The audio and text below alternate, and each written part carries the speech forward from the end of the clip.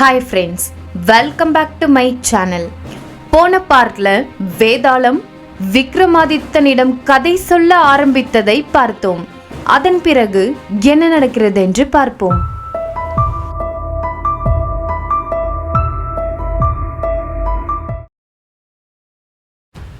ராஜகுமாரி சோன்பிரபாவின் சுயம்வரம் ஆரம்பிக்கின்றது.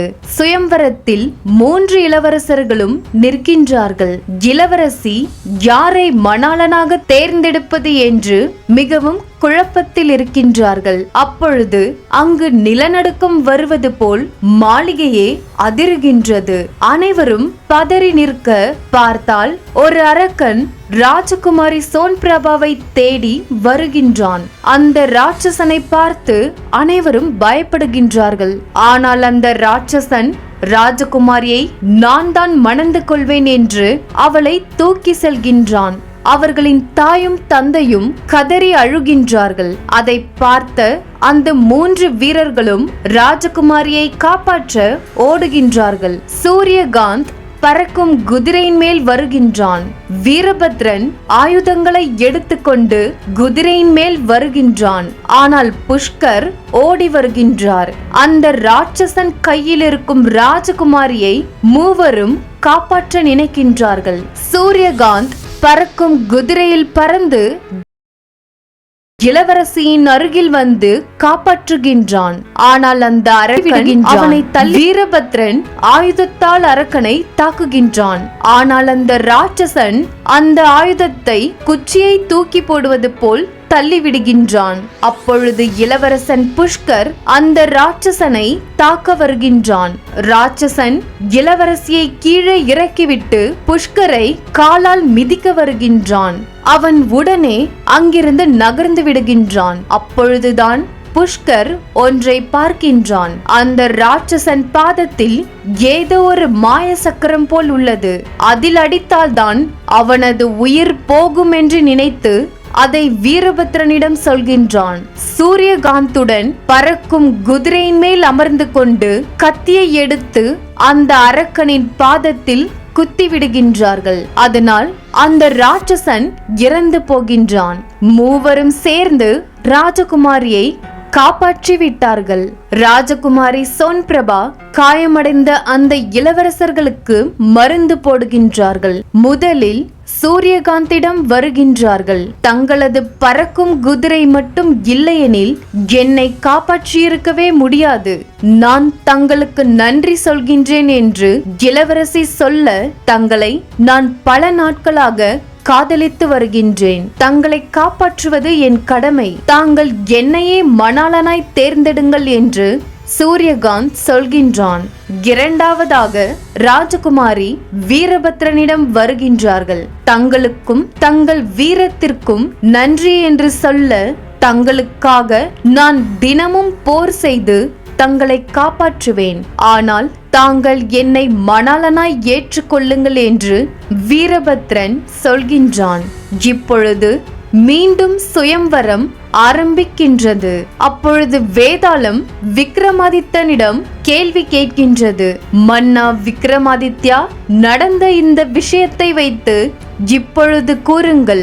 இளவரசி சோன்பிரபா இவர்கள் 3 பேரில் யாரை மணாளனாய் ஏற்றுக்கொள்வாள் என்று வேதாளம் கேட்க, விக்ரமாதித்தன் மௌனமாகவே இருக்கின்றார். இப்படி மௌனமாக இருந்தால் என்ன அர்த்தம்? பதில் கூறுங்கள் என்று வேதாளம் சொல்லிக் கொண்டே இருக்க, விக்ரமாதித்தன் பதில் கூறாமல் இருக்கின்றார். நீங்கள் விதிமுறைகளை மீறக்கூடாது. நீங்கள் பதில் கூறாவிட்டால் மாய வலையில் சிக்கிக் கொள்வீர்கள் என்று வேதாளம் அந்த இடத்தை சுற்றி மாயக்கட்டை போட்டுவிட்டது. விக்ரமாதித்தனால் அங்கிருந்து நகர முடியவில்லை.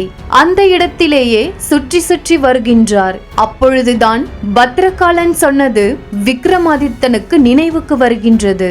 சூரியன் உதயமாவதற்குள் தாங்கள் வேதாளத்தை அழைத்து வர வேண்டும் என்று சொன்னதை நினைத்து பார்க்கின்றார். அப்பொழுது வேதாளம், மன்னா விக்ரமாதித்யா, சூரியன் மட்டும் உதயமாகிவிட்டால் இந்த பாதாள லோகமே மறைந்துவிடும். அப்பொழுது தாங்களும் என்னுடன் இங்கேயே மறைந்து விடுவீர்கள். தங்களுக்கு தங்களின் உயிர் மீது பயம் இருந்தால் பதில் கூறுங்கள் என்று வேதாளம் சொல்லிக் கொண்டே இருக்க விக்ரமாதித்தன் சொல்கின்றார். இளவரசி சோன் பிரபாவிற்கு ஏற்ற மணாளன் புஷ்கர் தான் என்று சொல்ல வேதாளம் அதிர்ச்சியாகின்றது. என்ன, பாடிக்கொண்டே நடனமாடுகின்றானே, அவனையா சொல்கின்றீர்கள் என்று கேட்க, ஆம், கதையின் இறுதி பக்கத்தை தாங்கள் கூறாமல் மறைத்து விட்டீர்கள், அதை முழுவதுமாக கூறுங்கள் என்று விக்ரமாதித்தன் சொல்ல வேதாளம் மாட்டிக்கொண்டது. சொல்கிறேன் என்று வேதாளம் கதையை தொடர்ந்து சொல்கின்றது. மூன்றாவதாக ராஜகுமாரி புஷ்கரை சந்திக்க வருகின்றார்கள்.